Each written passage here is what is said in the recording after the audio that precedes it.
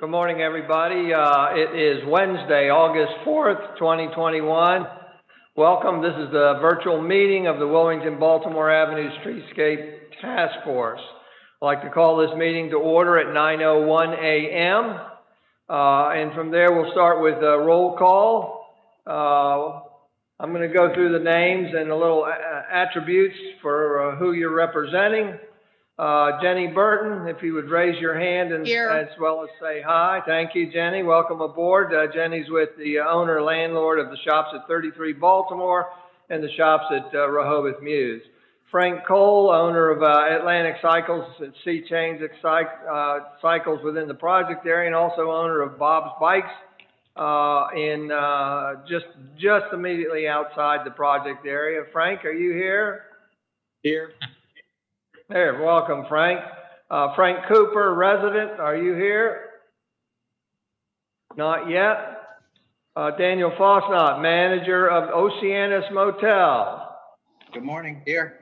Good morning, Daniel. Thank you for attending today. Randy Haney, owner of Blue Moon Restaurant, indicated that he would either be late or he would not be able to attend.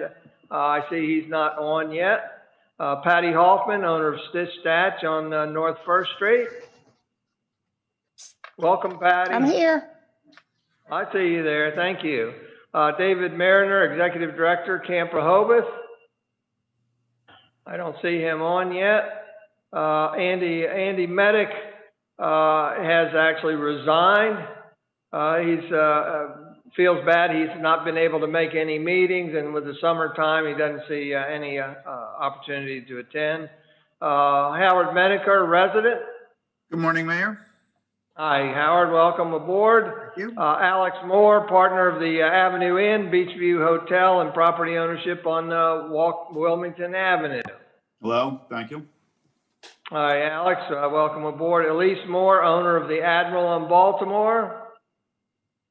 I don't see her on board yet. Bob Pomerantz, owner of Brighton Suites and also owner of Hunt and Lane. Hi, good morning. Hi, good morning, Bob. Thank you for being here today. Joe Baker, owner of Henlope and Oyster House and Blue Hen Restaurant. Good morning. Good morning. Not here yet. Commissioner Edward Chernowski, representing Main Street. Good morning, Ed. Commissioner Pat Calusi, representing chair of the Street and Transportation Committee for the city and the Parking Task Force. Is she in Greece? She's not here yet, and I'm, of course, Mayor Stan Mills. We do have a quorum, which is at least 8, and we are able to conduct business. I would like to identify some of the project team members here with me today. City Manager Sharon Lynn. Kevin Williams, Public Works Director, Max Hamby, IT Director, Evan Miller, Projects Coordinator, Margaret Carson, who helps with minutes, and Ann Womack, who also helps on the side here. With this today also is Chief Keith Banks, Chief of the Rehoboth Beach Fire Police Department. Thank you very much for being here. With that, I'd like to identify the members that are registered to speak today. And I believe that is just Dr. Michael Trejos. Welcome aboard. We'll call on you at the appropriate times, Doctor, toward the end as you like. Would like to indicate that we welcome everybody watching. Welcome to registered speakers that have signed up in advance. I want to remind everybody that support documents as and when they are available are embedded into the agenda, available on our city website's portal. Go there, and that way you can see most of the documents that we see. With that, I would like to go to approval of the minutes distributed early. In fact, they were only distributed yesterday afternoon. Draft minutes for the July 28, 2021 virtual meeting of this Streetscape Task Force. Has everybody had enough time to read them? Yes. Looks like it. Are there any corrections to the minutes? If not, then I would entertain a motion and a second to approve the minutes of July 28th Task Force meeting as presented? As usual, Mayor, so moved. I'll second. All right, thank you. We have a motion by Howard Menaker and a second by Jenny Burton to approve the draft minutes of July 28th task force meeting. All those in favor signify by saying aye, but raise your hand and hold it there so we can do a count. 1, 2, 3, 4, 5. Alex Moore, are you voting or you're? That wasn't there. I'm not going to abstain. I wasn't in the last meeting. All righty. So we've got all those in favor. 1, 2, 3, 4, 5, 6, 7, 8, 9. We've got a quorum that votes yes. Are there any that vote no? And those abstentions? All righty. Thank you very much, Alex Moore, and others. So those minutes are passed by a majority. With that, I would like to go and review with you. Let's see, approve minutes, correspondence. Dr. Trejos sent in 2 presentations and a letter. The 2 presentations are embedded in the agenda. We'll get the letter embedded in later. We overlooked that. And then we received a letter also from resident Michael Strange, and his letter is embedded in the agenda. Before we get to new old business, I'd like to remind everybody where we are. Excuse me. From here on out, Rossi's task. What is Rossi to do from here on out? They are going to react to the task force input and finalize a draft concept. And then they will put together and conduct a public workshop, likely sometime in late September. They will also provide cost estimates and a few other details. So that's the limit of what they're doing. Do we want to add anything else, Kevin or Evan? That pretty much covers their limited task within their contract. So from here on out, what is the role of our task force? We are going to react and give input on the concepts that we heard from Rossi last week. And from there, we're going to, we'll make minutes that articulate what all our comments are. From there, we will attend the public workshop, and there's another opportunity for more feedback from us as individuals during that public workshop. And afterwards, the task force would meet on demand at the will of the Board of Commissioners when asked to entertain additional questions or tasks or whatever. But also way into the future, we would want to reconvene this task force, if you all would still be willing to be on it, so that we can talk about amenities when we get to that point where we're actually doing engineering and amenities. Now that's a long way off, but I wanted to give you a brief overview. And then, so what is the Board of Commissioners part in this? Remember, we are an advisory task force. We give advice to the Board of Commissioners. So what's the role of the Board of Commissioners? They will be invited to attend the public workshop. They will see the final concepts that are being presented to the public. They will then also receive comments during that public workshop. We will have comment sheets for us members, but also the public to comment on what they like or don't like about the concepts. And those will be compiled and also forwarded to the commissioners. Then the commissioners will further address on their own the overall concept as well as individual elements. By example, the Board of Commissioners would discuss how to handle the Beach Patrol building and the restroom building at the end of Baltimore and the proposed renovations at that location. Would they want to relocate it? Would they want to merely renovate it, et cetera? Also, another example is the Board of Commissioners would be debating how to handle undergrounding. By that point, we would have a report from the specialized engineers about undergrounding. And the commissioners would be the ones debating whether to abort undergrounding or to go with surface-mounted transformers, wholly or impartial, or go with partial or total undergrounding vaults for undergrounding. Then the commissioners also might address the parking situation everywhere, but specifically on North First Street, and entertain intersection treatments, etc. So again, we're taking some of this out of our hands shortly and putting it in the hands of the Board of Commissioners.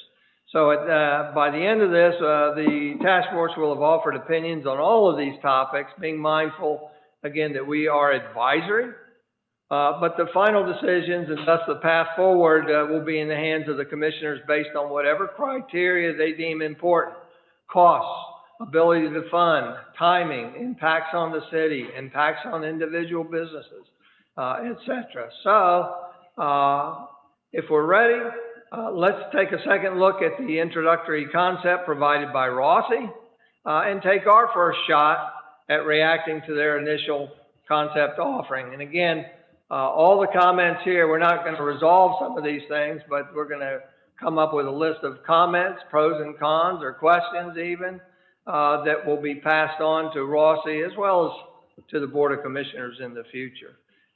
With that, we're going to turn over to a support document. I handed out and distributed early. Embedded in the agenda is a guide for approaching the task force discussions today.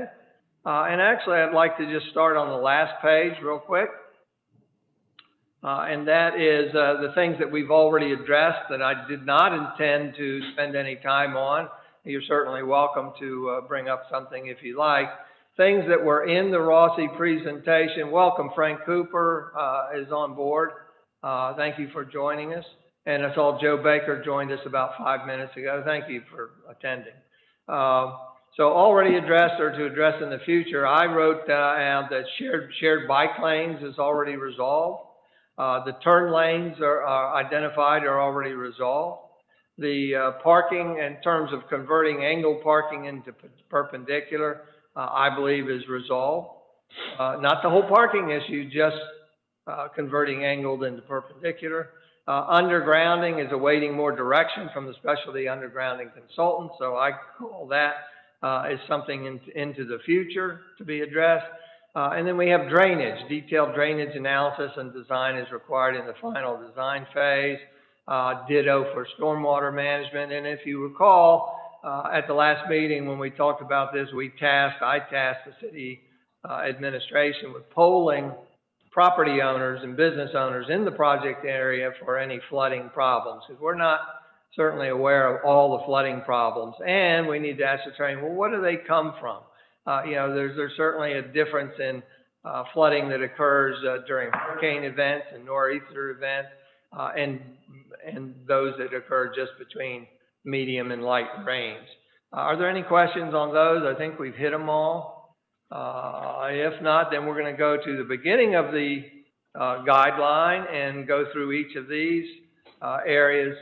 Kevin, you'll be able to bring up slides from the Rossi presentation as we go. Page 22, beach patrol and restroom facilities. So let's let him bring it up. It's going to take a minute.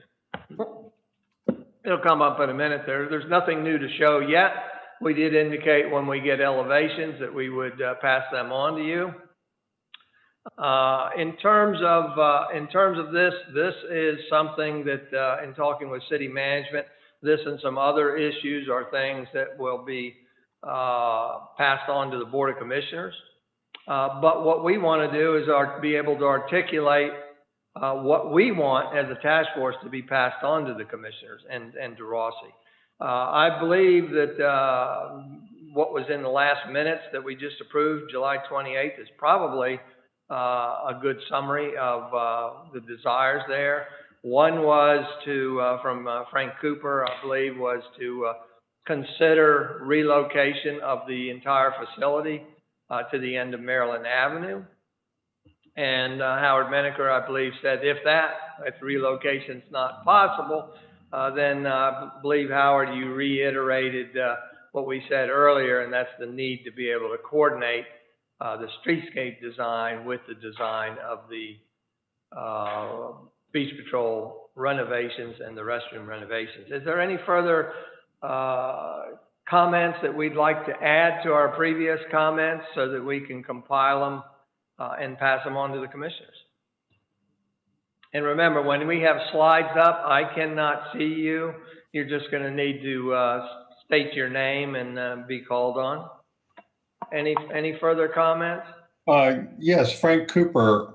Further surveying that, my suggestion about moving it to Maryland Avenue, also my partner suggested perhaps splitting that. Right now we're building a 2-story building so that it encompasses both the bathroom facilities and the beach patrol, and maybe 2 smaller buildings, one in Maryland, one at Baltimore Avenue would be more acceptable, and the fact that you can build one while you're using the other might in fact be an advantage. That's all. All right, Frank, thank you. We'll add that to the list for consideration. That's what this task is all about, formulating ideas and opinions. Anybody else on this topic? Hearing none, then we'll go to the next topic, which is pedestrian access routes, slides 7 through 10, Kevin. If you recall, the pedestrian access route is highlighted in the presentation in orange in front of us there. And if you go to the next page, it just shows you where the PAR, pedestrian access route, again, is in orange. And it shows you an idea there. And one more page forward, not one more page after that. One more page. Okay, well, later, go to, let's go to, it's like slide 30. There we go. Either of those, right there. That's good right there. Again, what it's doing is showing you the orange pathway. The orange pathway that Rossi chose to show us is a 5-foot pathway, not intended, if you recall at the last meeting, to dictate that that is the sole pedestrian access, I call it sidewalk area. Additionally, there's the yellow area on the inboard and outboard areas of that orange line that also can be used for widening the sidewalk if you choose, can also be used for amenities. And I wanted to get anybody's thoughts on this. Is 5-foot width sufficient? I'm going to say no, but I'd like to say offer time for others to speak up first. Mayor, No, it is insufficient, and I think it's one of the things that we should be trying to address here is to widen the sidewalks to the maximum allowable given of the traffic on the road, and for the area Dr. Treehouse was talking about, the flare at the end for parking of delivery vehicles. However, delivery vehicles, I've noticed in walking these in the morning, and in particular when there's delivery, the fact is the delivery trucks are going to stop in the traffic lanes and people are going to go around them. And so that is just sort of the fact of city life. And that happens in other cities where I've lived. And so to some degree, I think we can take that into consideration. But the reality in the big city is that we don't need to particularly make these things a parking lot. And that widening these sidewalks is one of the directives of the CDP, and it's obvious that if you're trying to increase pedestrian traffic and make these streets more acceptable for other things like outdoor cafes where you need people to walk around them and whatnot, we need more sidewalk space. So I think that's a priority. Thank you. Thank you, Frank. Anybody else? Mayor, this is Howard Menaker. Howard Menaker and then Jenny. Go ahead, Howard. Yeah, I would just second a lot of what Frank just said, but I also think it's important to remember that we discussed a couple of meetings ago the fact that one size does not fit all. And in fact, not only could the sidewalks be of different widths block to block, but even from one end of the block to the other. So while I agree 5 feet is probably not adequate, I think there are going to be places where it's going to need to narrow down and places where it can widen out.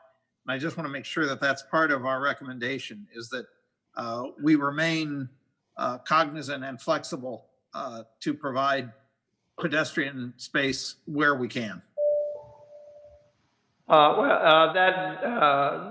is certainly in our past notes and approved in minutes, Howard. So yeah, that's definitely on board. Thank you very much. Jenny? I just wanted to just clarify to the pedestrian circulation path, which is the yellow, versus the pedestrian access route is 5 feet. So really and truthfully, our entire sidewalk is both of those, correct? The entire sidewalk could be both of them, yes. My situation is I would rather have in the diagrams the yellow, say, be 7 feet. I've done a lot of walking through the project area, including Lake Avenue Phase 1 and 2 of late. And I'm just convinced that 5 feet is not the width that we should be working toward, that maybe 7 feet is a good distance. And why I prefer to have it designated on these drawings is so that as we go forward in the future and start placing amenities, benches, newspaper racks, kiosks, whatever we decide, that we try to retain at least a 7-foot sidewalk area rather than encroaching into that area and constricting the sidewalks to 5 feet. I can just see that happening, and I think that we are best served by at least trying to designate a 7-foot wide orange pedestrian access route. Anybody else have feeling one way or another? Frank Cooper. Stan, I think that's a great idea, personally. Where it's practicable, I think that's a good goal. Well, I think you hit a key there. Besides agreeing with me, which I'm fine with, but the one key is that you said where practicable, because as Howard indicated, we do need some flexibility. Right. But I'd like to suggest again that we pass on a note that we believe that the pedestrian access route shown in orange on the drawings be converted from 5 feet to 7 feet.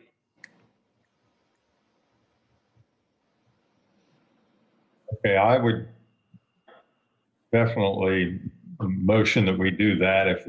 Do we need a motion to agree on Well, that? somehow we should do a count because regardless of what the count is, I would like to pass that on to the commissioners. You know, if it's a 50-50 vote, then I would like them to know something like that. So, Kevin, if you would take that down, we can see everybody again. Then if there's no more discussion, then yes, let's turn that into a motion and a vote, Frank.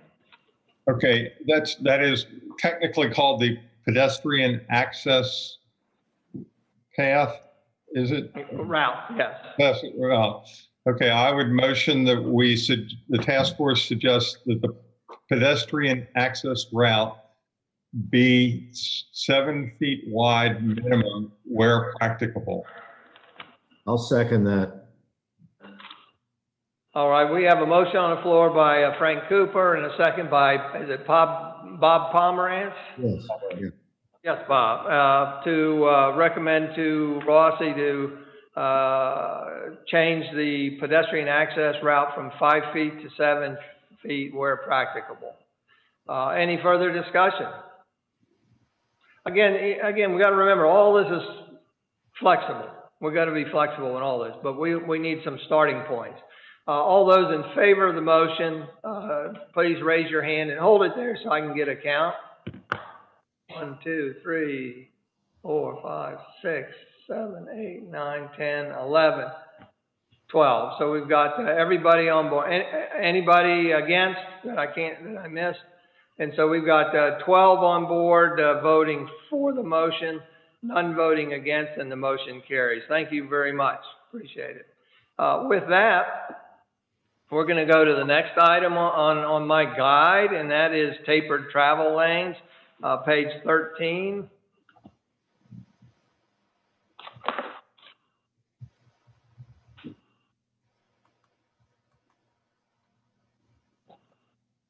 If you recall, the background on this is that the street width tapers from narrow, let's use the first block of Wilmington. We're talking about the first block of Wilmington, first block of Baltimore, but let's focus on the first block of Wilmington. And the background is that the width of the street tapers from narrow near First Street to much wider at the boardwalk area.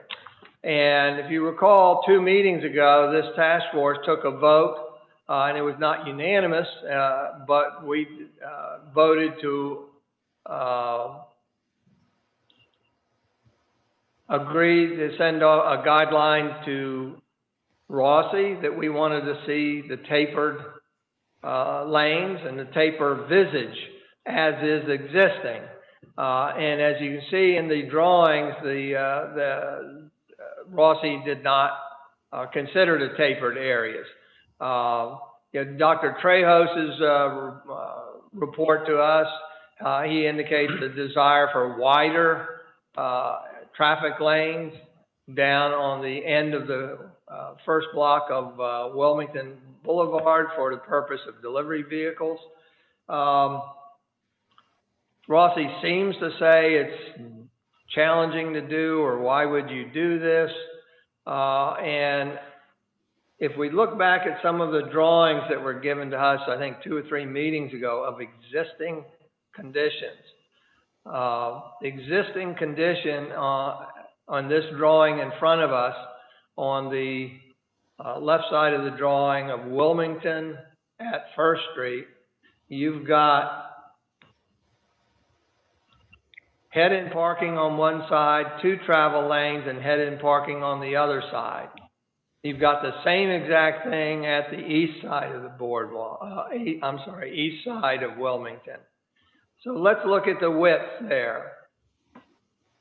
On the left side of your drawing there, which is near First Street, you've got the 2, say, 16, 17-foot head-in parking, and then the through lanes are a total of 24 feet, 12 foot plus 12 foot. And according to this drawing, you've got the same exact conditions on the north. But if you look at existing conditions on the right side of the drawing, which is the eastern side of Wilmington, you've got the 2 through lanes, no longer 12 foot each, but 21 feet each. And I think I mentioned it last time, or we all mentioned the desire to maintain that taper, and that whether it translated into wider sidewalks the farther east you go on Wilmington or not, was up to the designer. We thought that maybe a consistent sidewalk would be fine, but I don't see why you can't have a wider sidewalk the farther you go east on the first block of Wilmington. Anyhow, I mean, we could do something as simple as reiterate the task force desire to maintain tapers in the first blocks of Baltimore and Wilmington. We could do something as simple as that. or we can give them more details. So I'd like to open it up for discussion. I'd like to just comment that we talked about for Anybody, nobody, anybody interested? Shall we, I think shall we just yes, Frank trying to Cooper. speak. Jenny was trying. Frank and then Jenny. Uh-huh. No, I believe Jenny was trying to speak. Okay, yeah, Jenny.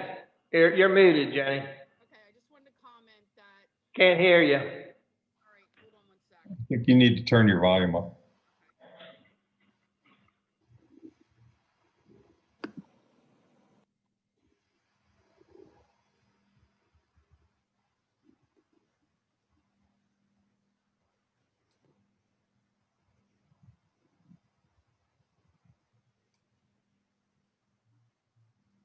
Is it muted?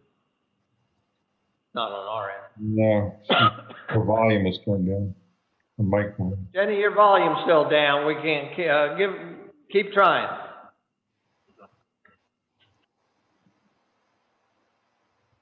Well, while she's doing that, I can do mine. All righty, if you don't mind, Jenny, we'll defer and come back to you. Go ahead, Frank. Yeah, I think it's laudable to continue to try to widen the sidewalks there. Dr. Trejos makes a good point, is that delivery, and when you look at it, delivery at the end of Wilmington Avenue, for instance, is not just delivery for Wilmington Avenue, but it's for the boardwalk also. I mean, it is a major deal there. But that said, it's still absurdly wide. And there is room, I believe, to widen the sidewalks in that area. And the tapered sidewalks, I think, are fine. I mean, I think that it's actually appropriate for the amount of foot traffic that you get. If you look at the number of people that come off of the boardwalk, it's quite busy in that area, and especially in the evenings. And then less so as you get down towards First Street. So the tapered sidewalks, I think, are completely appropriate for that area. Whereas past where you would be parking trucks, I don't know why tapered travel lanes for the vehicular traffic make any sense. I mean, you're not going to get extra cars. There's not more cars side by side. So there's sort of a minimum for that up until the point where it becomes a turnaround parking lot sort of thing. So at some point you need to determine how much area you need up near the boardwalk to be wider as far as the vehicular traffic goes. And then the rest of it, of the vehicle traffic lanes could be the same, and the taper could be all in the sidewalk. Thank you. Thank you, Frank. Jenny, are you, nope, sorry. Keep trying. One of the things I want to point out, go back to that shared drawing, if you would. I explained the difference in Rossi's drawing. Rossi's drawing right there, again, shows a constant travel lane of 12 foot each, all the way down. The existing conditions are 12-foot travel lanes on the west side there, and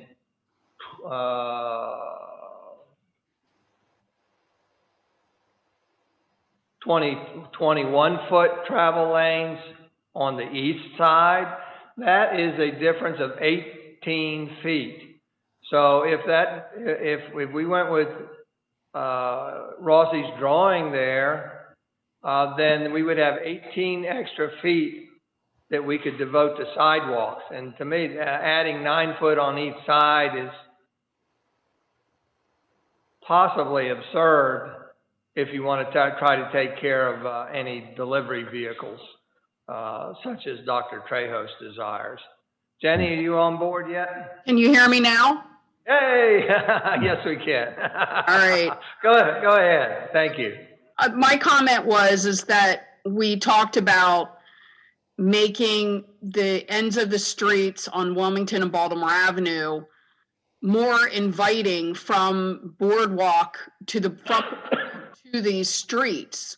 So, I mean, honestly, I'm disappointed that we didn't integrate this whole beach patrol building better for Baltimore Avenue, because I feel like that building definitely blocks people from accessing from the boardwalk to Baltimore Avenue. But when you're looking at Wilmington Avenue, I think that it's just important to make sure that we are, when we look at the design of this, that it is definitely inviting. When you're standing on the boardwalk, you want to go down that street. And also just the comment that, you know, the delivery trucks have to be able to have room to support and deliver to our boardwalk businesses. So that's really, I mean, the widening of that street to have those trucks there. I mean, I know Alex Beachview Hotel, they see, you know, all these trucks there because they're actually delivering to the boardwalk stores as well. So, but I just wanted to comment about how we need to make sure that these ends of these streets are inviting. And we talked about that in the beginning. Jenny, that's actually a future topic on our guide list, so we may come back to that. I think we all hear you and we all agree. What we're focused on now is the tapers. Again, right now you stand at the Wilmington at First Street and you look toward the ocean, and for me, there's a definite widening of the street and the view shed looking toward the ocean. And that's what I personally would like to try to preserve. So I'd like to recommend that the task force reiterates their point of views articulated earlier, and that is we would like consideration of tapered street area there. Howard, go ahead. Yes, Mayor, thank you. You know, I just want to second Jenny's comments. It's difficult for us to consider how wide the travel lanes will be until we know where the travel lanes are. So if they end at the boardwalk, that's one thing. If they end 120 feet west of the boardwalk, that's a completely different thing. So I would think that we need to reiterate our two things, and they are related. I think one is I'd like to see us reiterate our commitment to widening the street and the pedestrian areas as they approach the boardwalk, and that be done in coordination with whatever limited vehicle access areas are created at the end of those streets. I think they've got to go together. I don't think they're unrelated. Well, I think what you've done is articulate what we've come up with before. So I think that's very important.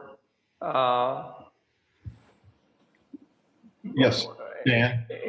Go ahead, Frank. Yeah, I think what we have to do here is pick a number. I mean, how long an area from the boardwalk down the street do we need to maintain this wide vehicular area for delivery trucks? In other words, I don't think we're not trying to accommodate delivery trucks halfway down the block. The deliveries for the boardwalk traffic and the three abreast, as Dr. Trejos's drawings, are all about, you know, the last, 100 feet, 150 feet, 200 feet, something. And then the rest of it, there's no sense in having a tapered vehicular right away. And the sidewalks could be wider. So I think it's a matter of where on these streets you're talking about, you know, as opposed to how wide the vehicular traffic and the sidewalk portions are going to be. Because it's very different from one end to the other, and the needs are very different from one end to the other. So I would suggest that maybe the last 200 feet, say, of Wilmington Avenue, stress having a tapered, wider vehicular lane, and maybe not as wide as they are now. We still need to widen the sidewalks, but like you say, 18 feet is absurd. I mean, we don't need to widen the sidewalks, 9 feet on each side, obviously. So there could be some reapportionment there, but further down the street, the percentage of sidewalk widening could increase, and we could decrease the travel lanes of the vehicular lanes. Thank you. Thank you, Frank. Well, if there's the ability to widen the sidewalk the entire length there, then why wouldn't you consider tapering of the entire parking area travel lanes from one end to the other, so that it's even? Mr. Mayor? Joe Baker, go ahead. Yeah, I agree with you. I think that to not taper these travel lanes, it's going to feel really closed down, going towards the ocean and the boardwalk. And I think there's some appeal there to kind of keep that opening feel towards the boardwalk and then back onto Wilmington. And I think it seems the sidewalks can be widened even with keeping a tapered, wider travel lane that'll go into this limited, vehicle access zone, turnaround area, which is important for, this, especially Wilmington Avenue is a busy end of the street there with people turning around, looking for parking or dropping people off at the boardwalk. So it seems like both things can be accomplished and still, create a more of a tapered lane as you go up towards the boardwalk. Very good. Anybody else? Mayor Edward, I'll go ahead and agree with to Joe on that. And I did, after reviewing Dr. Trejos's presentation multiple times and the past few days going down to those areas at different times of the day, I certainly agree that there needs to be some additional room there at the end of the closest to the boardwalk, which tapering would allow that to happen. I don't think it needs to be as wide as it is now, but there is a lot of trucks, a lot of vehicles turning. I clearly think that could be problematic if we were not tapering it and keeping the travel lanes at a much smaller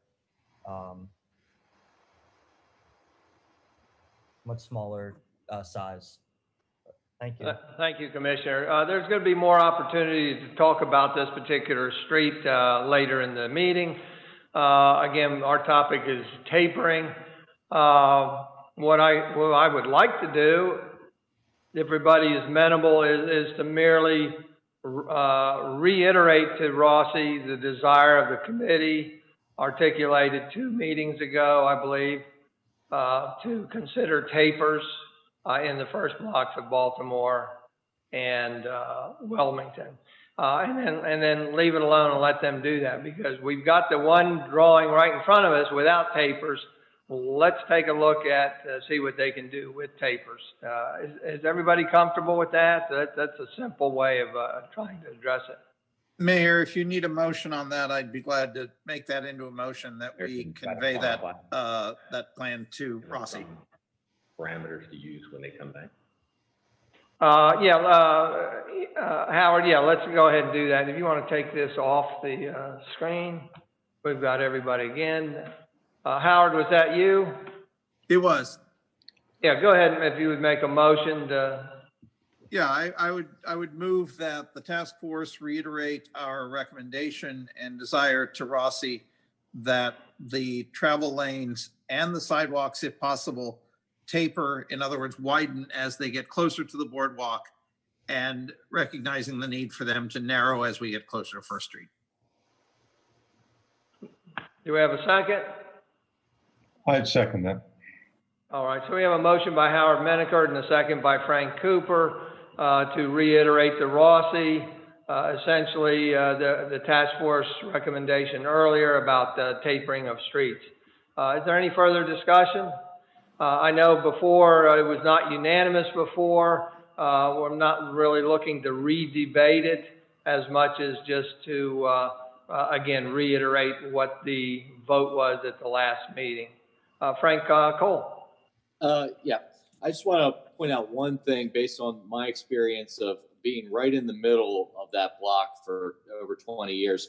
The delivery truck presence there, it goes fully to halfway down the block. I don't think it's any better when you get to the middle of the street. You've got Mariachi, Rehoboth Ale House, Penny Lane, Breakfast Guru. All those places get a lot of deliveries in the summertime. But when you get west of, say, the Breakfast Guru, west of Atlantic Cycles, there's a lot fewer delivery trucks. But the middle of that block is as busy as any when it comes to delivery trucks. I think it's about as busy as the top of the boardwalk there. Very good, thank you. Any further discussion? If not, we've got a motion on the floor to reiterate the Rossi, essentially about consideration of tapering of the road as noted. All those in favor signify by saying aye. Hold your hand up so I can get a count. This is for motion to reiterate, and we've got unanimity, and it is approved. Thank you all very much. With that, we'll go to our next topic, and this is when we will analyze proposed concepts for each individual block. And I know we all have our different thoughts about individual blocks, so this is your opportunity to give pros and cons, again, so we can pass these on and collate them and pass them on to the commissioners. We're going to start with South 2nd Street. South 2nd Street, first block, second block. I'm actually going to, let me do my drawing, Kevin.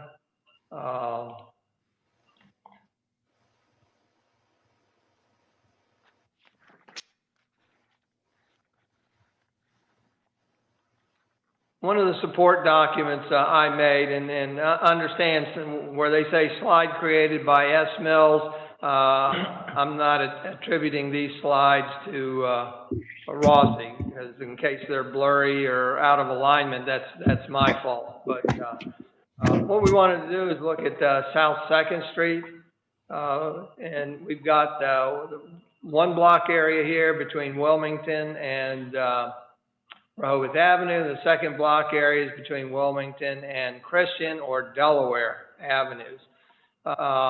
Wanted to get feedback. We're not ready to get feedback on Wilmington here, but just this area here. And as you can say, this may be one of our easier ones to talk about, and that is this area here is essentially exactly the same as we have now. Is that correct, Evan and Kevin? I think it is. There's a turn lane here the entire length. There's another through lane here, and there's a lane going south here. And then where that merges down here with the other area, remember we have a striped shoulder on this side.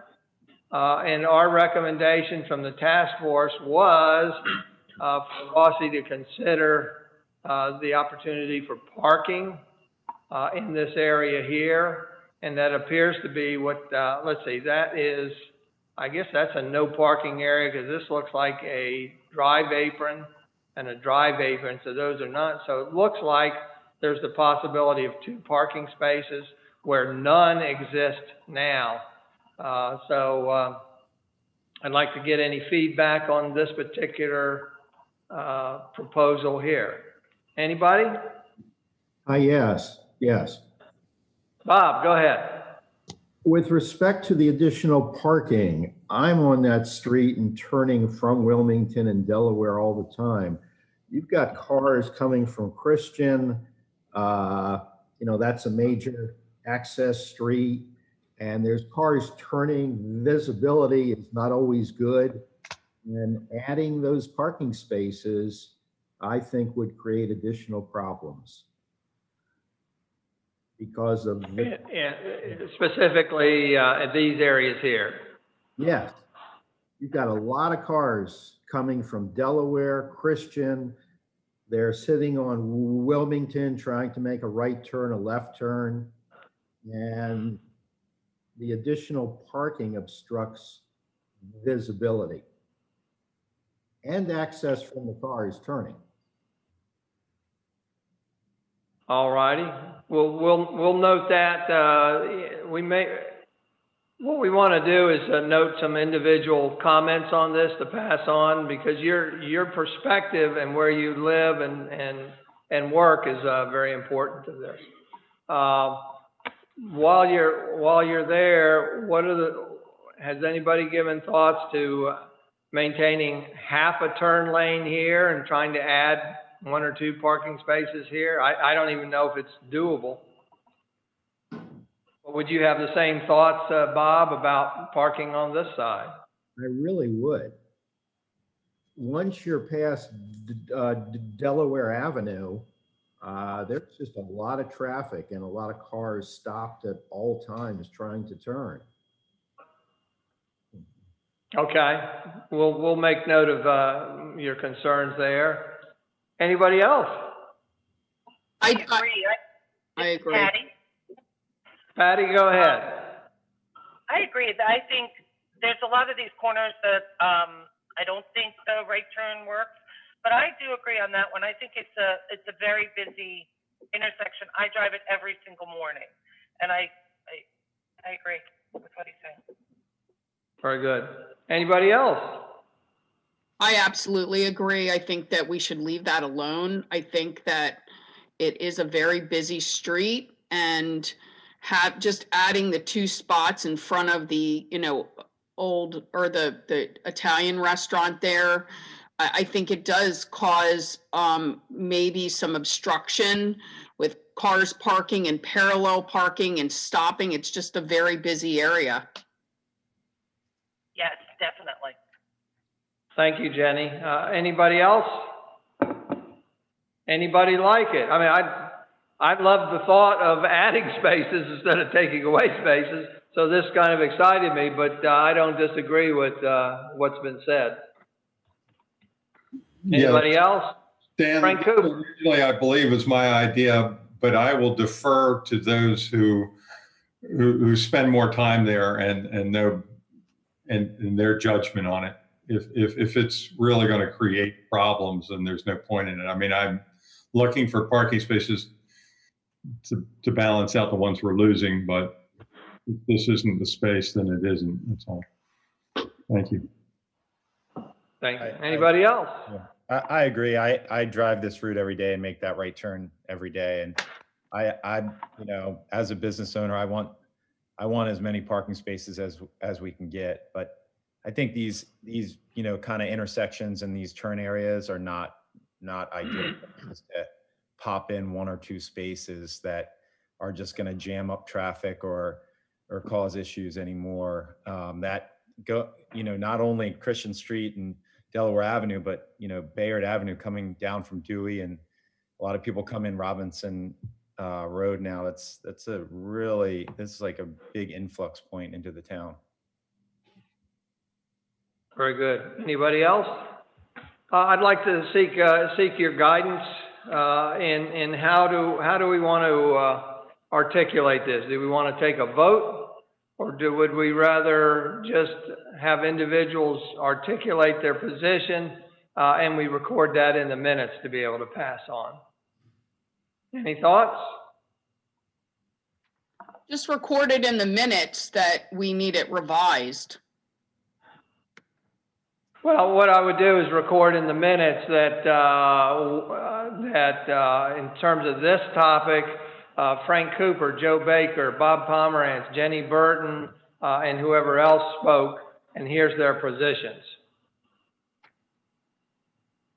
Versus taking a vote and having everybody vote yes or no on something. I think that's fine, Stan.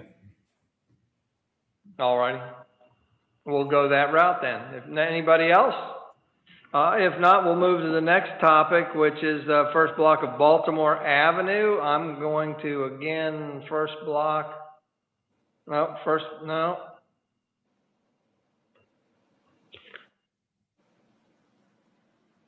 While I'm up here, let's go.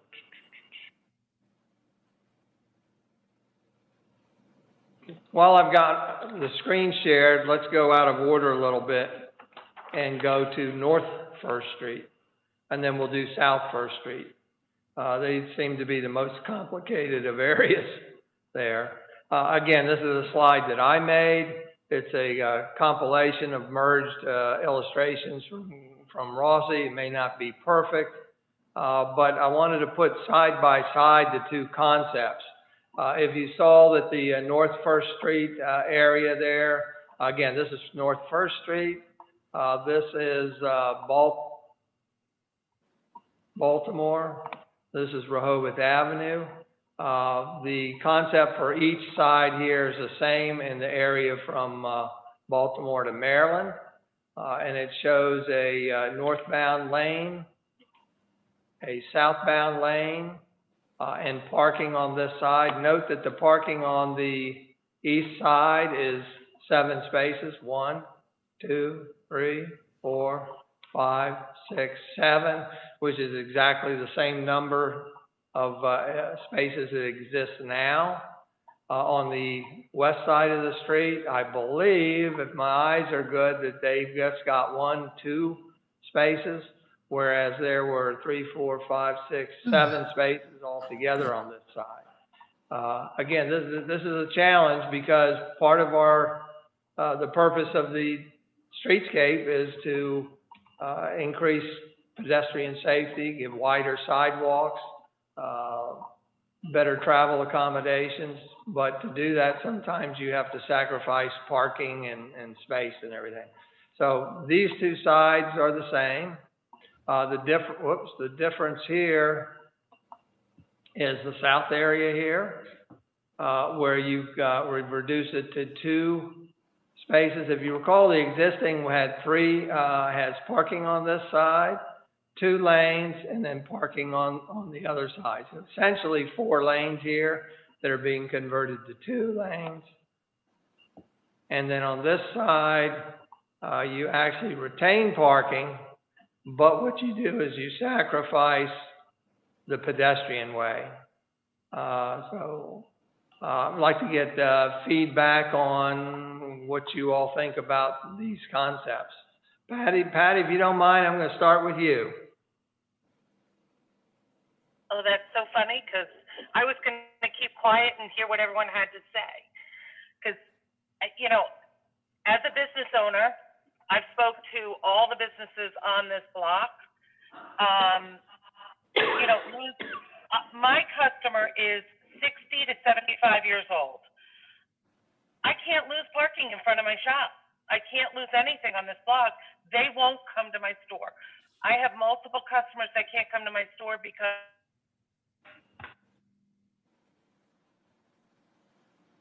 oh, we just lost you, Patty. We'll try to get you back on. Something on your end. Anybody else would like to talk about this? Of course, Patty's talking about losing parking spaces. She would just be losing 5 in her area on the opposite side of the street. Because again, the 7 spaces would be retained on her side. Anybody else like to talk about these 2 things? I'd like to throw something out there that there is one thing I would like to say. I mean,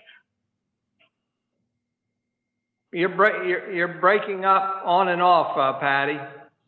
You know, I'm okay with losing the 1 spot on the corner of.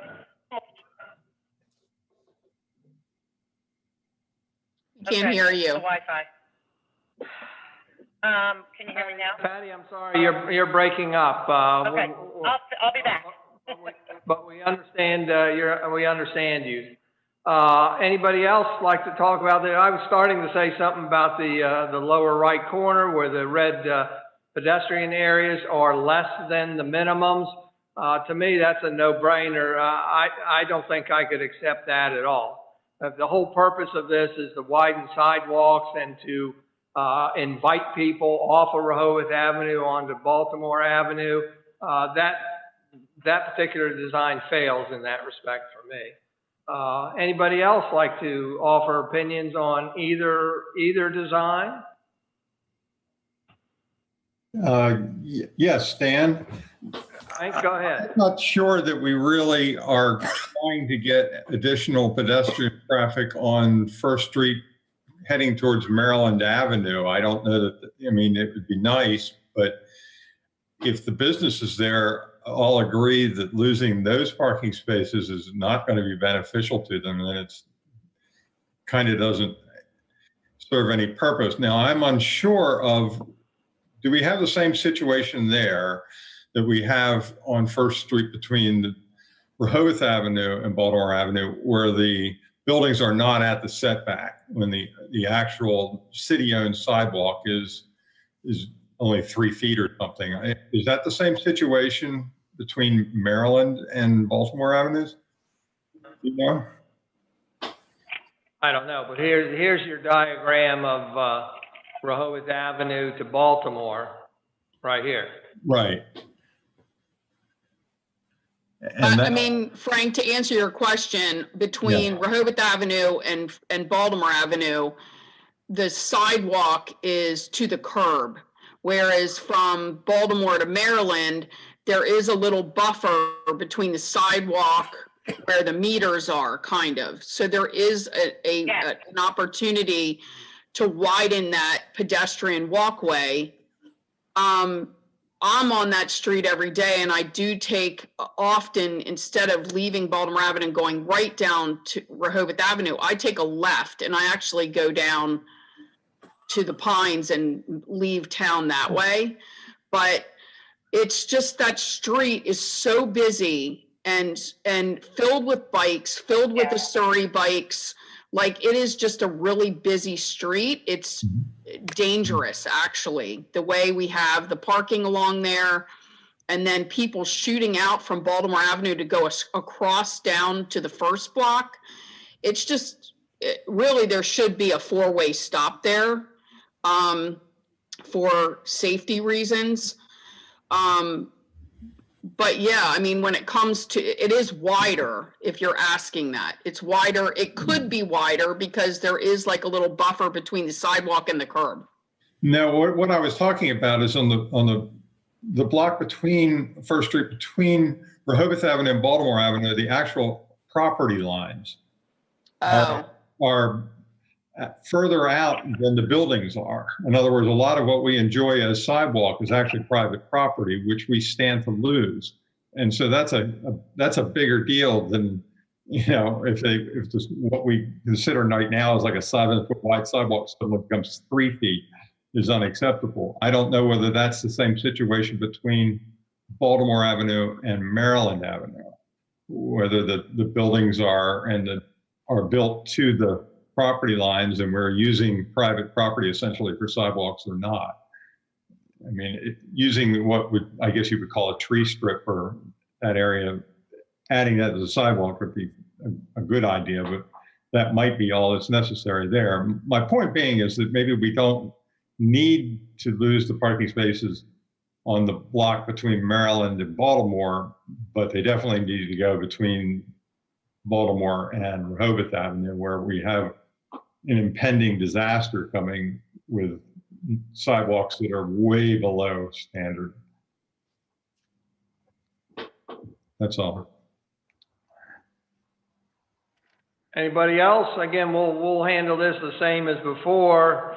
If you choose to speak up, we'll write that in the minutes and that'll be passed on to the commissioners. And if you choose to say nothing, then obviously you don't have a voice in this particular block or slide.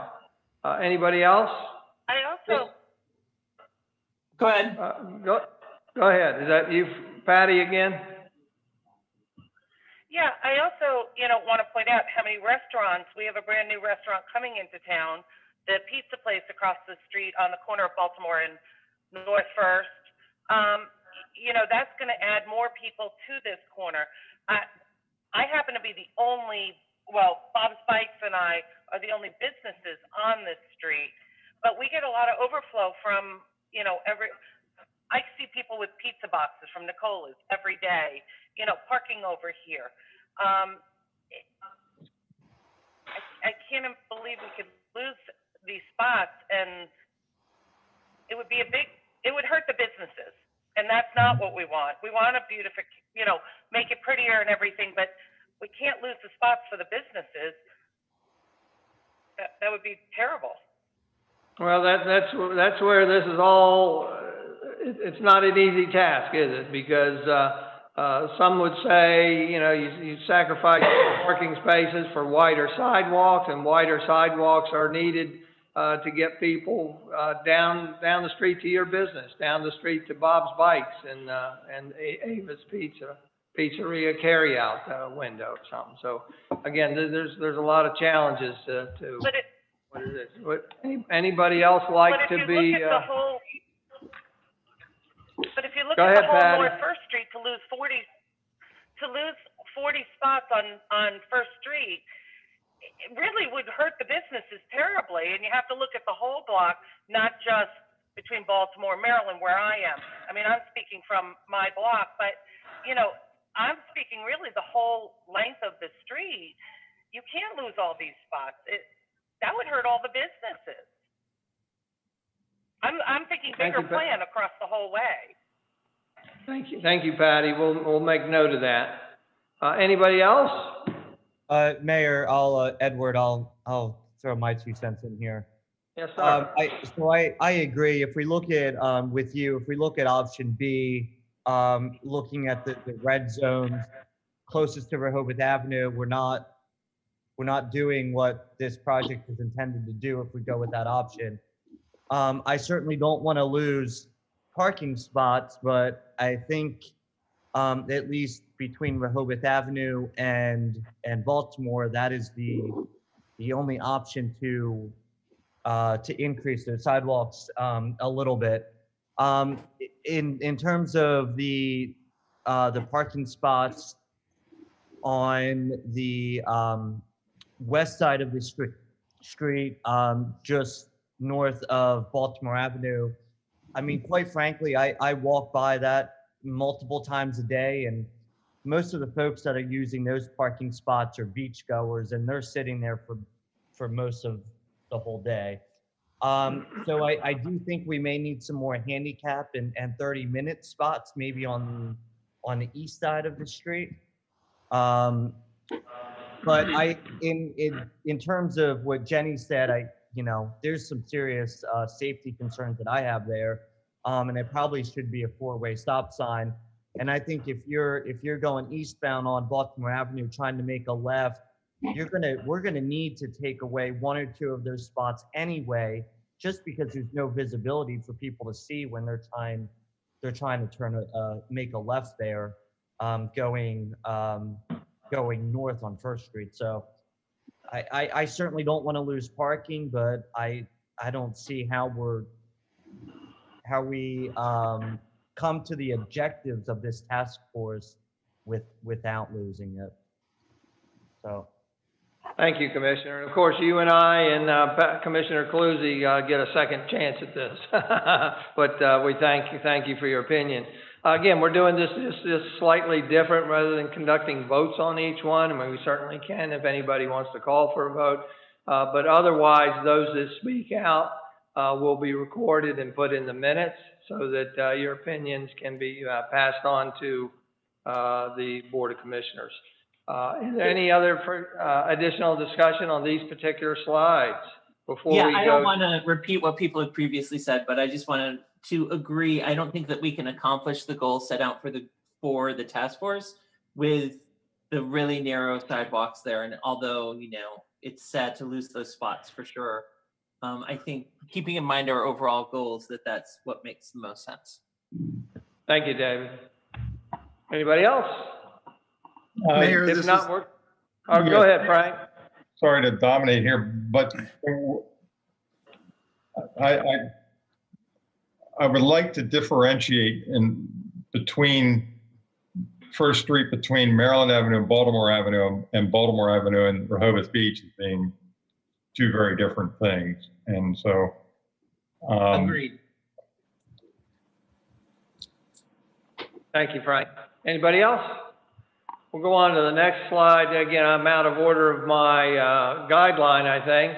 But while I've got the slides up here, let's take a look at South First Street between Rehoboth Avenue and Delaware. Essentially, if you recall, we had we had three, currently existing, we've got 3 lanes plus parking on this side here. I don't remember the parking numbers, but anyhow. So what they're doing is removing all the parking to be able to give us wider sidewalks, and the right side here becomes a turn lane as it is existing. This is the northbound lane and this is the southbound lane. And then you can see the portion down here to widen the sidewalks and increase safety. They've eliminated parking on both sides of the street here. I'd like to get anybody's feedback, please.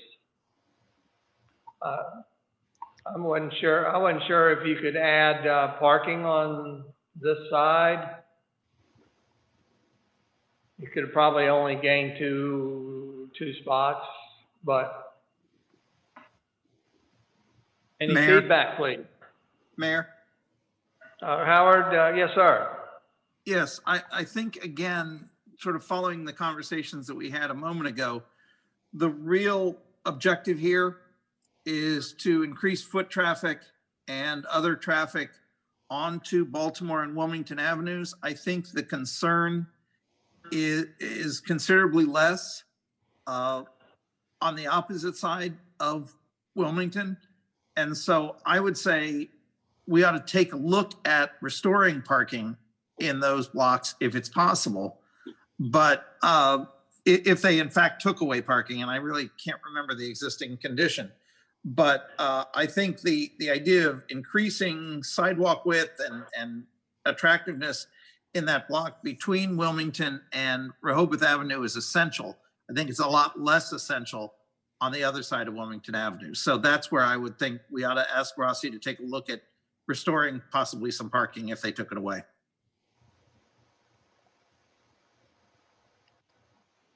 Second block down here is 6 on each side. So that's all the way to Delaware. So we have possibly lost maybe three on each side. Leaves 5 in, so a lot total. Okay. So we're not losing the whole thing, but I hear you, Howard. We'll make that note. Anybody else have a comment for either block? I do. South First Street. Bob, go ahead. I do between Delaware and Wilmington. Again, I take that a few times a day. Currently, basically a single car can drive down there. So you need to eliminate parking on at least one side or the other there. So you have 2 lanes. Because currently you really don't. So you think the design could have a north-south travel lane and then parking on one side? One side, possibly, yes. But the way it is now is not tenable at all. And that's without increasing the width of the sidewalks. Right. Anybody else?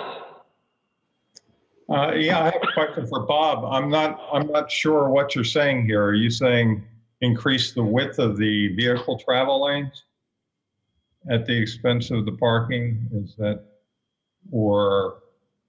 Yes, increase the width of the travel lane and, increasing the width of the sidewalks would certainly be nice, but you have to eliminate parking on one side or the other, if not both sides. Because currently 2 cars With cars parked on each side, two cars cannot pass each other going down that street.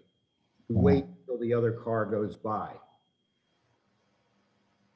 So the travel lane needs to be wider than it is currently. So right now, Bob, let me reiterate, the situation now is we have parking on both sides of the street, east and west, plus 2 lanes. So effectively, that's 4 lanes, if you will, with parking lane, parking. But you believe this may be to excess, and we should examine the possibility of 2 travel lanes and parking on one side or the other, and that should hopefully yield still wider sidewalks than what is existing. Yes, absolutely. Thank you, Bob. You're welcome. Anybody else? Mayor, I'll give my feedback on this one. I think this block is very different than its counterpart. It's the counterpart across from between Rehoboth and Baltimore Avenue. And I spent a good amount of time looking at this specifically when we were looking at outdoor dining and options for those restaurants that are on that block. And although we probably need to lose the spots on the west side in front of the pond and Ghoulies, because those are very narrow. They're not normal size parking spots now, and the increase the sidewalk at all, we would need to. However, on the east side, so the northbound travel lanes, those are very wide, and we only need a half turning lane to make a right on Rehoboth Avenue. I think there's an opportunity to make up most of those lost parking spots on the right-hand side going northbound. And the difference there is, and the sidewalk there may already be sufficiently wide. There's no businesses on that side. It's just sidewalk. It is the side of the First Street Station. First Street Station. So there's not doors opening up. There's not people going in and out of businesses.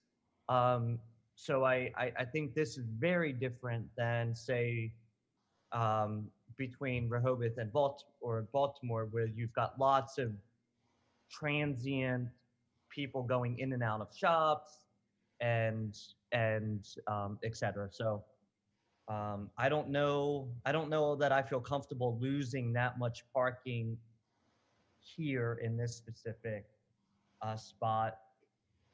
That's just my thoughts on that. Anybody else? Yes, Mayor. Go ahead, Frank. To echo what Commissioner Zanowski said, that really that one side of First Street essentially has no egress from any of the buildings. So it's very different from where Ghoulies and the pond are. And there's, to me, those parking spaces offer opportunities for outdoor dining, or at least wider sidewalk to offer, better pedestrian flow, or outdoor dining, where across the street there really is there's no need for it at all. So the two sides of that street in that particular block are very different. And here again, it kind of is the same thing, that these individual blocks are very different. The block between Rehoboth and Wilmington are very different needs than between Wilmington and Delaware. Thank you. Thank you. Somebody, if you all have a chance, you might want to walk up by the Sandcastle on 2nd Street, North 2nd Street, and look at the wider sidewalk against the Sandcastle there, all the way down to the breakers. It's 2 or 3 feet wider than it was before. And to me, it's pretty exciting because it really opens it up for pedestrian flow, and it's more inviting than what it was. And what it was literally a 5-foot sidewalk that abutted the curb. Not a lot of room to get by there, but take a look at that sometime and see if that excites you like it does me. Anybody, any further comments on this particular street configuration? If not, we'll go to Kevin just left us. Kevin will be back in a minute. With that,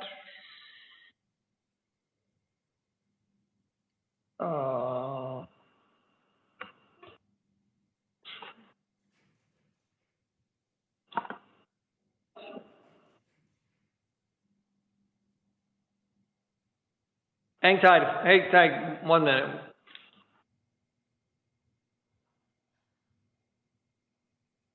Kevin, we're going to go to slide 25. Again, let's continue with our analysis of the individual blocks. You have to stop sharing there. Oh, Somebody does. let me get out of it and we'll let you.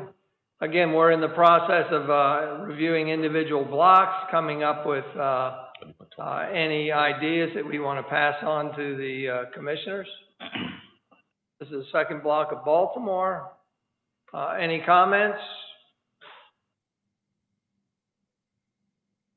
I mean, I would like to comment that when looking at the intersection of First Street and Baltimore Avenue with the bikes and the pedestrians and those widening, areas, it really looks, I'm concerned about it, being so busy with all the bikes.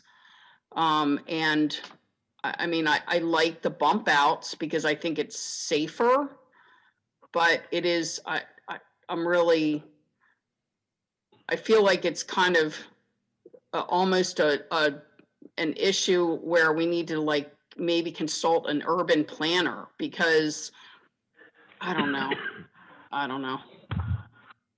It's concerning. Jenny, after we complete our talks about all the individual blocks, I have a whole section dedicated to intersection treatments. Okay. So if you don't mind, let's defer on that. We'll bundle all our concerns or questions about intersections at the same time. Okay. So for all our blocks, let's avoid talking about the intersections unless you need to, but let's defer it to another point. Any other comments on the second block of Baltimore? If not, we'll move on to the first block of Baltimore. Somebody there? Yes, Frank Cooper, I'm sorry. I like the idea that they have added bike parking along the street there. It still doesn't kind of address my thing of having bike parking all along the street, for individual bikes in different areas.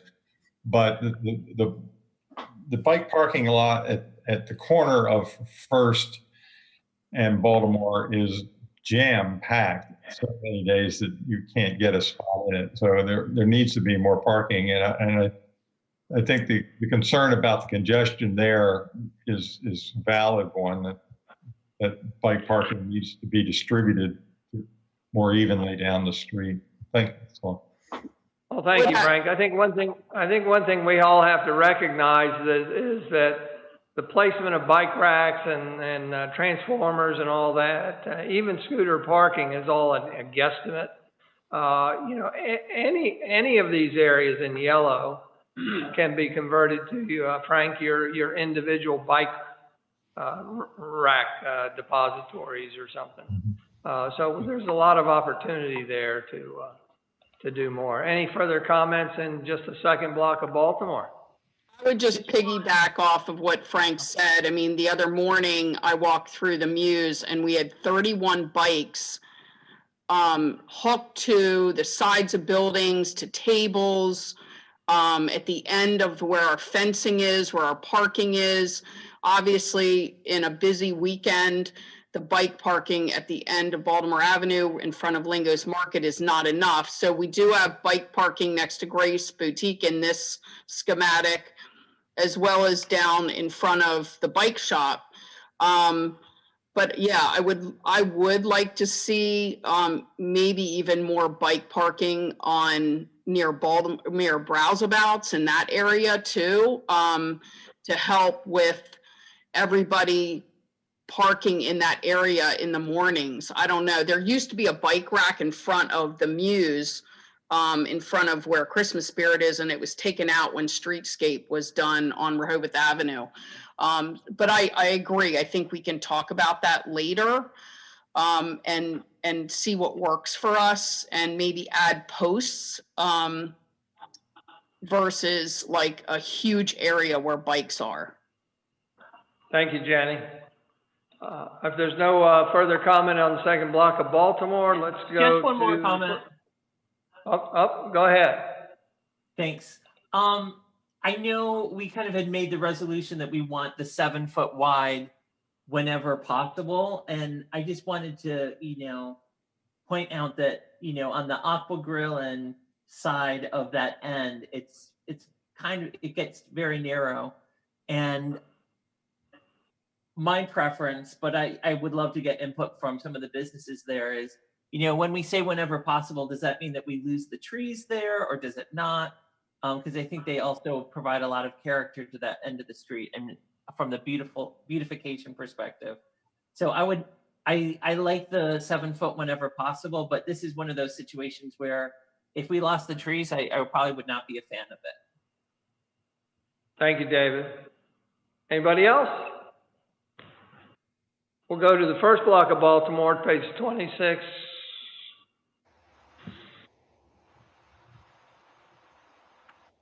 '27.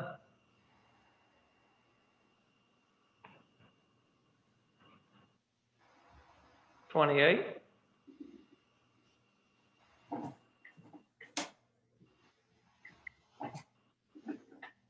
Again, this is just showing you one concept with the splash pad, and to me that's I guess that's like a Disney type water spout or something.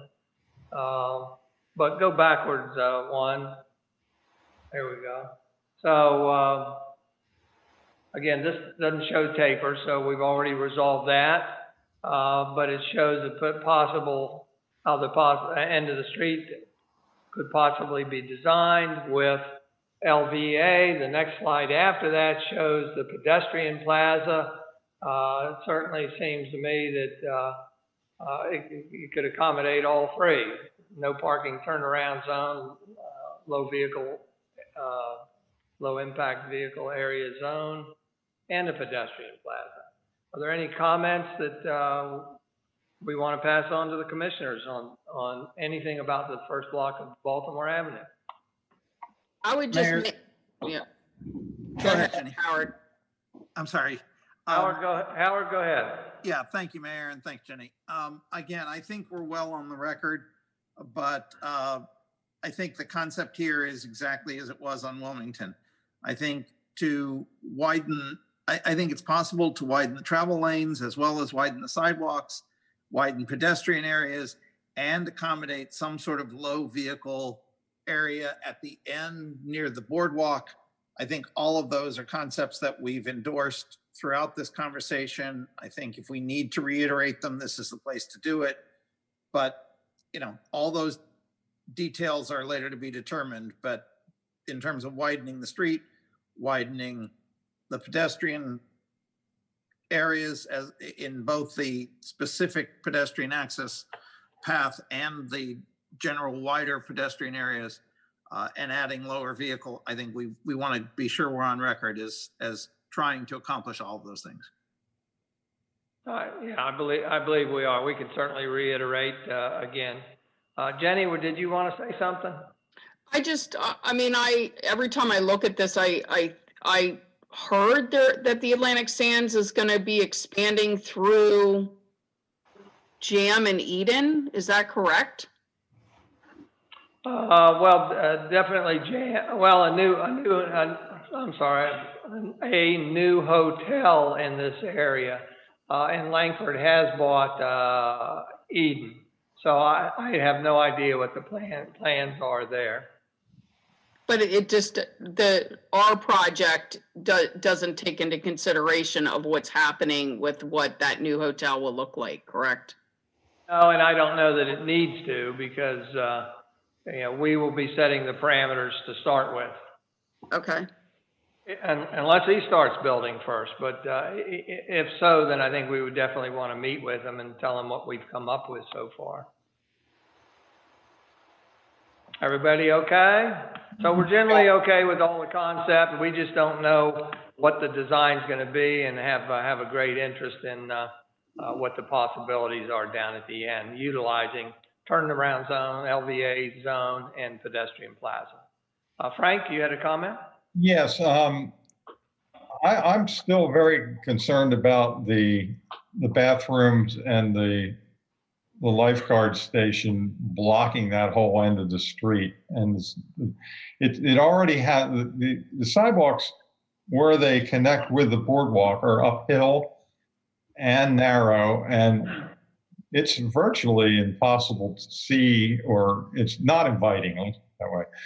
And so in lieu of like a park-like space or something, use that space to make a narrower building at the end of the street. If it is proved unfeasible to move it a block down, something needs to be done there. I mean, that's the 800-pound gorilla in the room. I mean, there is a virtual block that's only going to get larger with the new building. So I think whatever else you do, you're defeated if you don't find some way of a better connection between the boardwalk and those sidewalks. Well, Frank, you articulated that last meeting, and that's in the minutes, and so I really didn't. We addressed that as the very first thing. I think we hear you. I think we all agree with you, but well, I was offering a new idea of like using a different size and shape of space at the end. Well, you articulated that at the very first topic today, so we've got that noted as well. Mm-hmm.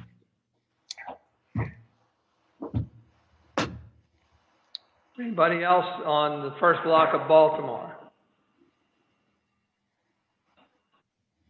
If not, we'll go to Wilmington Avenue, second block.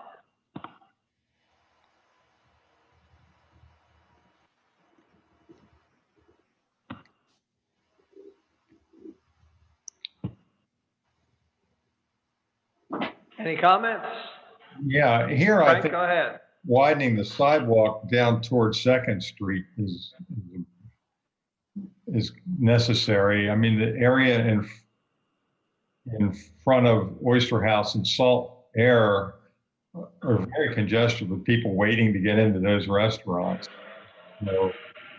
Any widening of the sidewalk there could, I'm sure, would be appreciated, and to whatever degree it's possible. I don't know that there's just one of those parking. As far as I can tell, that is in the illustration. Mm-hmm. It appears to me that it is wider than what is there existing. Anybody else? Joe, Bob, anybody? Let's go to the first block of Wilmington.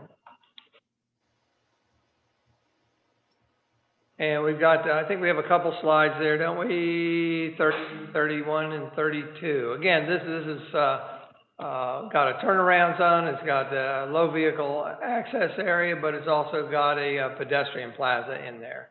So I think if we reiterate what Howard said for Baltimore, it would be applicable here. Howard, anything further to add? No, Mayor, I think we're in good shape with that concept. Anybody else?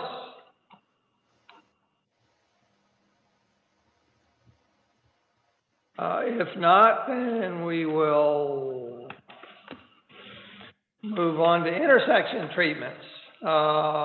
Page 23.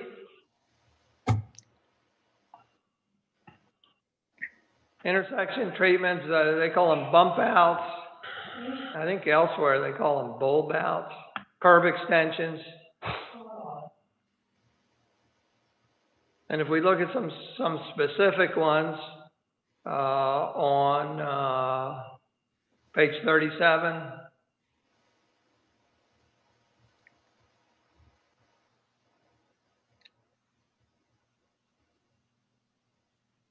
I expressed a concern at the last meeting that I was concerned about using computer modeling for turning radiuses, that we didn't seem to be that successful on Lake Avenue Phase 2, and at least one was removed and maybe one reconfigured. So that's just a concern I expressed, that, and I think it's applicable to all these intersections with using the curb extensions or bump outs.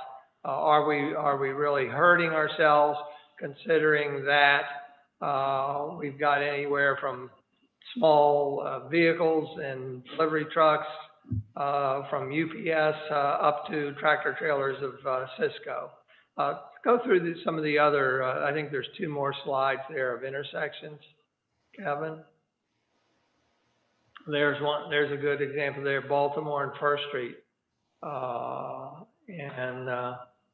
So there's an intersection at, is that Baltimore? Wilmington and 2nd.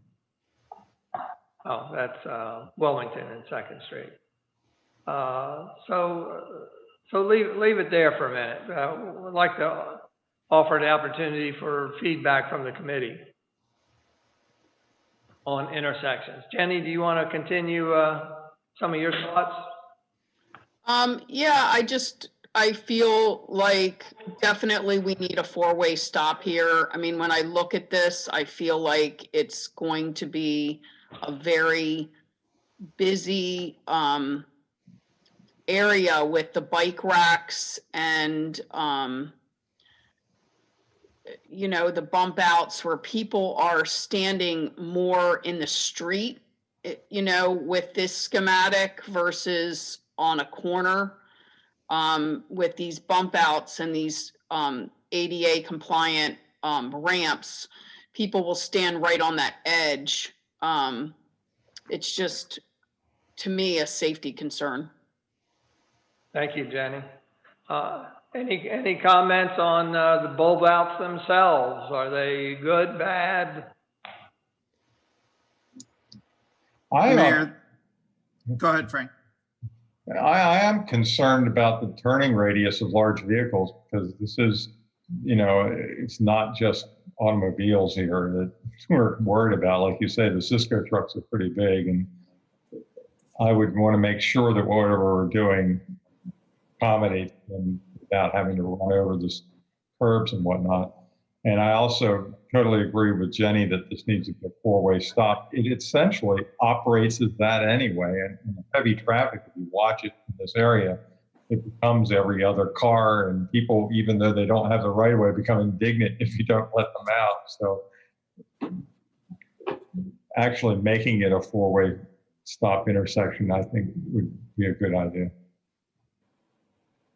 If you recall at the last meeting, Howard or whoever brought a mention of desire for adequacy for fire trucks, emergency vehicles, police, delivery vehicles, tractor trailers or something. We would definitely be talking with the police and the fire company in the future at some point. So we would absolutely get their input, just to let you know.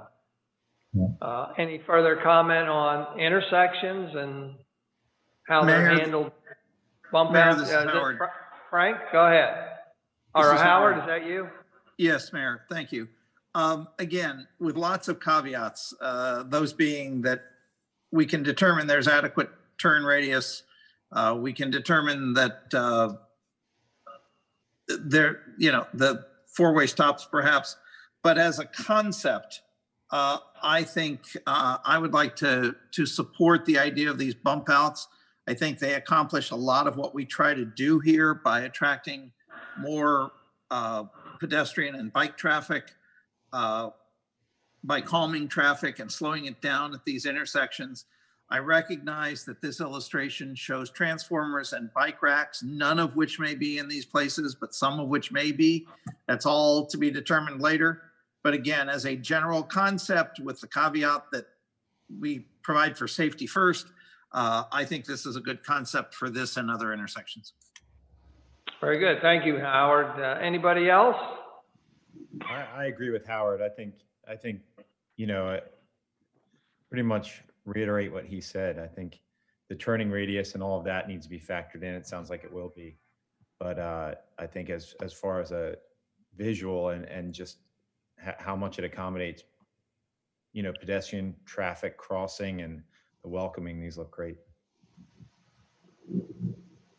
Thank you, Joe. And Howard, I need to listen to the tape to get exactly what you said, but I think your focus was on primarily safety. Is a part of the focus also on the ability of delivery trucks to make these turns adequately? It is. To me, that's a part of safety. But again, assuming we can accommodate all of that, I think the bump outs are a good idea, but turning radius and safety of vehicles is paramount here.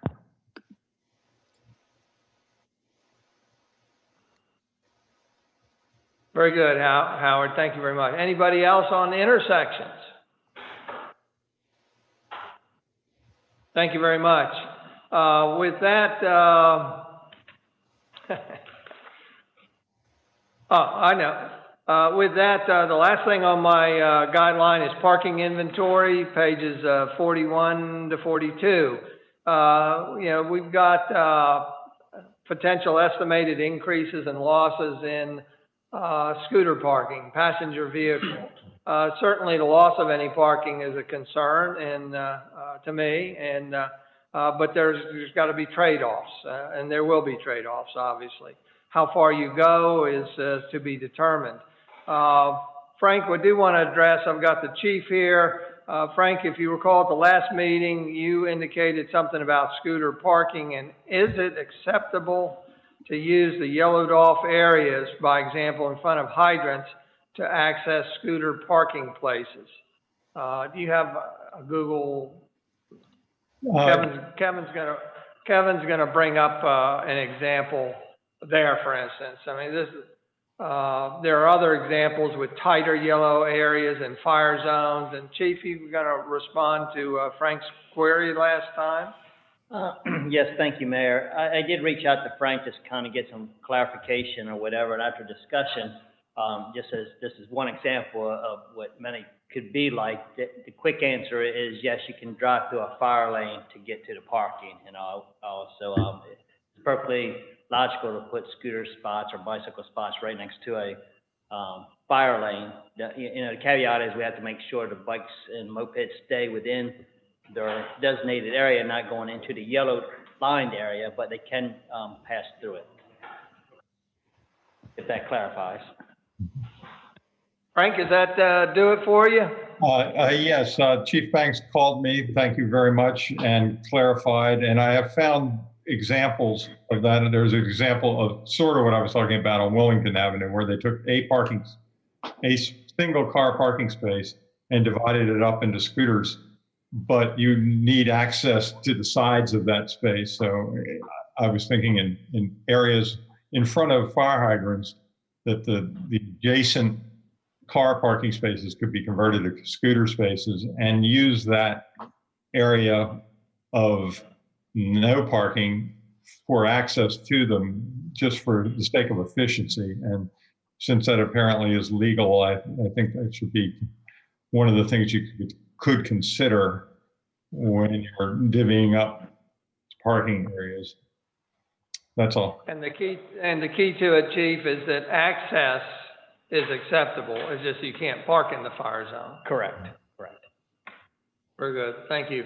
With that, we'll also turn to another question that Frank, I think you brought up in the last meeting, and that's a bicycle inventory. I think you expressed interest in, is it possible for us to do a quickie inventory of proposed additional bicycle accommodations? And Evan did a quick review there. It's in your guide. Do you want to give us your guesstimate and the challenges in trying to do that estimate. Sure. Thank you, Mayor. So observations of the project area basically had showed us that there really are only 2 city-owned bike racks that exist right now, and both are located on Baltimore Avenue. We've talked a little bit about the bike racks located at the intersection of Baltimore, or near the intersection of Baltimore and First Street. So I believe there's 2 bike racks there now, and then the second location where there's a city-owned bike rack is actually the end of Baltimore Avenue, just behind the Beach Patrol headquarters. Not quite sure how many bikes can fit within each rack.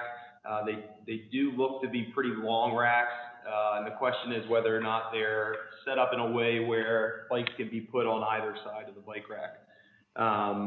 In looking at the concept that was provided by Rossi, it looks like there's a proposed inventory of 21, a minimum of 21 bike racks.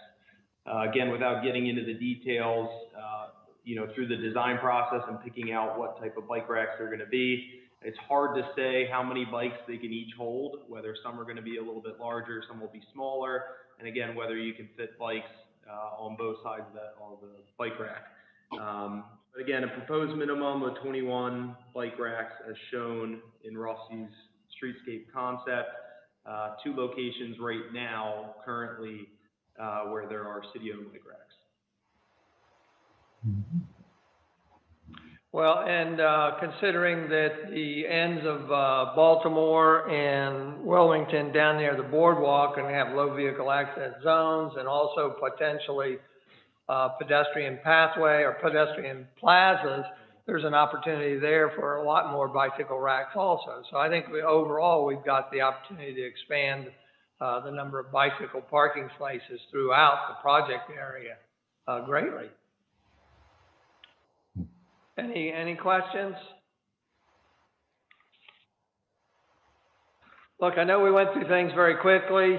We did somewhat of an unconventional review of each block to get individual opinions for the minutes rather than voting on a lot of these concepts. I thought it was a little easier and quicker, but what it does is it helps allow the Board of Commissioners to understand from your individual perspectives what you believe and should happen in certain areas that we've talked about. So again, we will make minutes of all your points that you made.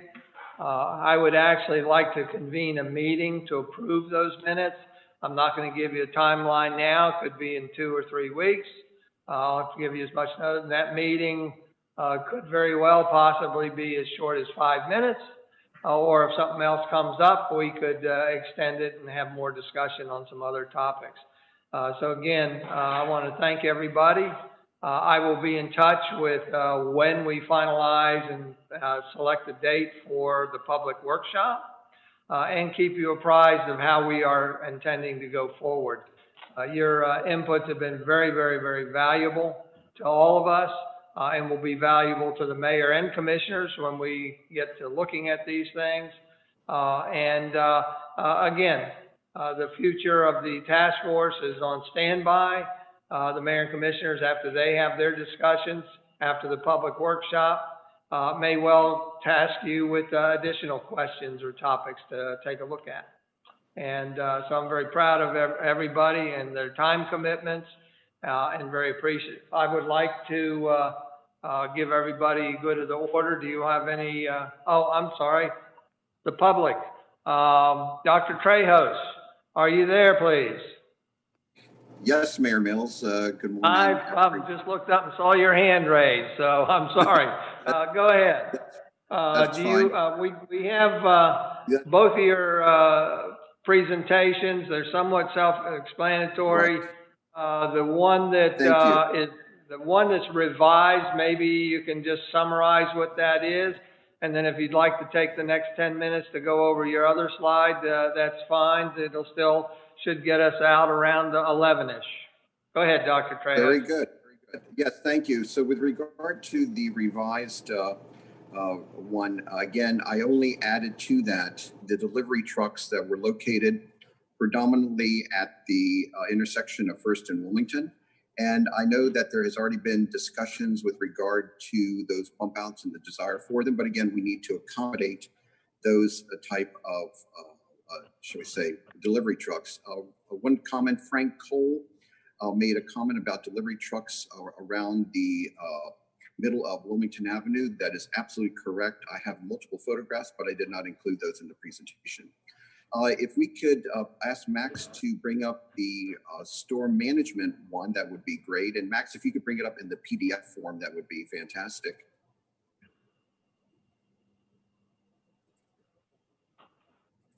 Max, are you able to bring up the PDF version? Dr. Trejos, which one do you want? The one with the flooding or the original revised? No, the flooding one, that would be fine. Flooding, the flooding one.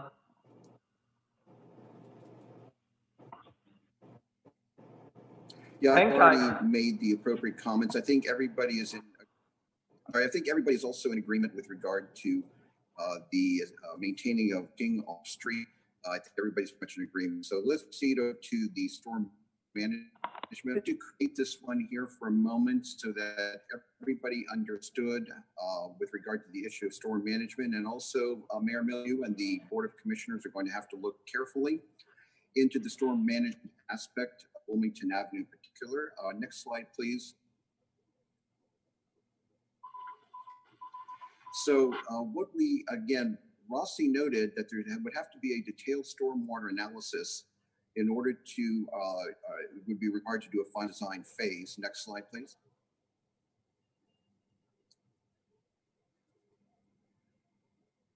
Can you go up a little bit more, please? What we need to, again, understand is that, oh, too far now, too far. Come down a little bit, please. Perfect there, thank you. What we need to recognize and understand is that there needs to be an understanding of the topography and the FEMA flood zones in order to understand how a proper stormwater management will have to occur on Wilmington Avenue, and why businesses such as the Henlopen Oyster City Oyster House is experiencing flooding. Next slide, please. Just briefly, these are the definitions of the FEMA flood zone maps. Zone V is where you're basically from the boardwalk east into the ocean. From the edge of the boardwalk going down towards about the first, down towards Wilmington Avenue is Zone AE. Beyond that point would be Zone X. Next slide, please. This is the flood insurance rate map, or what they call firm FEMA flood zones for currently Rehoboth Beach, dealing with Wilmington Avenue and Baltimore Avenue and the second block of First Street on the south. You can see that it is what they refer to as FEMA Design Flood Elevation 12. That is the base flood elevation is 12 feet from the ocean level up to the boardwalk would be 12 feet, and that's what they consider to be the flood zone. Next slide, please. This is what they refer to as the National Flood Hazard Layer, again from the firm maps. And as you can see here, the majority of the first block of Wilmington Avenue is in the FEMA flood zone AE. You see how it goes all the way down to First Street and swings around to go up towards Delaware. Next slide, please. I'm going to now show you some historical photographs of the type of flooding that has been occurring in Rehoboth, and particularly on Wilmington Avenue. Here's Hurricane Sandy. This is actually CBS News recorded these. These are where 25-foot waves were coming over the top of the dunes as they were approaching Wilmington Avenue. Next slide. This is the actual wave having come over top of the dunes. This is Hurricane Sandy. Next slide, please. Here again, you can see a picture of what it looked like from the boardwalk at Dolly's, what the storm waves looked like. Next slide, please. Here again is further up towards the Henlopen, where again the flood elevation is much higher, yet even the storm waves were able to come on to the boardwalk. Again, Hurricane Sandy. Next slide, please. Here now is actual photographs of the Wilmington Avenue flooding from Hurricane Sandy. This is the hotel, again, located across from the Normandy Apartments. And again, the location where across from this would be where the future Belhaven Hotel would be constructed. Here you can see what the vehicle looked like submerged. Next slide, please. And here's another close-up of that vehicle being submerged from the flooding from Hurricane Sandy. Mind you, again, this was a Category 1 hurricane, not a Category 2 or 3, but simply a Category 1 hurricane. Next slide, please. And here now you can see where the water was actually going into the hotel region. It was flooding into that area. You can see how bad the flooding was from Hurricane Sandy. Next slide, please. This is actually Hurricane Michael. My wife and I, we were celebrating our 33rd wedding anniversary in Rehoboth, and it happened to be on our anniversary day of October 12th. And at 2 o'clock in the morning, the hurricane was coming through. I woke and took these photographs. These are Wilmington Avenue. Next slide, please. And again, here is again Hurricane Michael, and you can see where the cars are again submerged under the water. Next slide, please. Here is the point that needs to be understood by both you, Mayor Mills, and the Board of Commissioners. These are predicted future flooding maps for the south side of the city. As we can see, the western 1/3 area, which is the aqua shaded area between Wilmington and Delaware Avenues, has a significant topographical dip in the topography of the city there. And it is therefore at future, or if not even current, significant high risk for flooding. Next slide, please. And as we can see, businesses located throughout Wilmington Avenue, including the Henlopen Oyster City House, which is located in that aqua shaded area, is the reason why they are now all and everyone is still experiencing active flooding going on. When Joe Baker was wondering why he was having flooding, this is the reason why. Next slide, please. And lastly, what is going to need to be strongly considered is that future stormwater management may need to have the consideration of active water mitigation measures to reduce flooding, which would potentially include the installation of a stormwater pumping system. Now, that pretty much ends the slides. And I do want to make just one kind of like interesting, humorous notation, in that I want to thank Frank Cullen. If actually, Max, could you bring that last slide back up just before you brought it down?